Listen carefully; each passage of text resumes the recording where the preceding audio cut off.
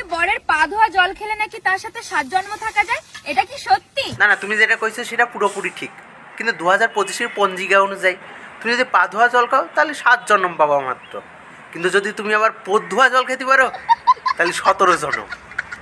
আবার ফাইনাল যদি তুমি মনে করো এই লোকের সাথে আমি জনমভর কাটাবো, তবে আমার মতে পা ধোয়া পোত ধোয়া এইসব জল খেলে লাভ নেই, তুমি ডাইরেক্ট গুগুলা জল খাও না, তাহলে একদম 70 জন্ম পাবা। আমার মতে এটা যথেষ্ট। এর মধ্যে কোনো না কোনো জন্মে তো তোমাদের ঝামেলা বাদ দেবেই, তখন যেটা খাইছো ওইটা বমি করে দিবা, ব্যাস লোটা চেকে যাবে। এখন যেটা করছো করো। কি শান্তি। ও বাবা, তুমি আউ করে খাইছো তো 1 ভাগ ভিতরে ঢোকছে কি তার ঠিক নেই, 3 ভাগ পড়ে যাচ্ছে। তুমি কি আমাদের ভোদাই মনে করছো? ভিডিও বানাবো বলে যা খুশি তাই, হ্যাঁ? পাবলিক তো ভোদাই, যা খুশি করবা তাই দেখে ফেলবে। হ্যাঁ গাইস, তোমরাই বলো, তোমার যদি কোনো জিনিস খুব স্বাদ লাগে, সেই খাইছো, হ্যাঁ, সেই জিনিস কি তুমি মাটিতে ফেলতে দিবা?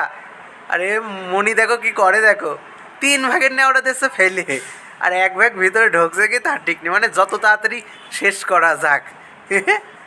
লোককে বোধাই মনে করো। তোমরা কি ভাবলে কমেন্টে জানাও।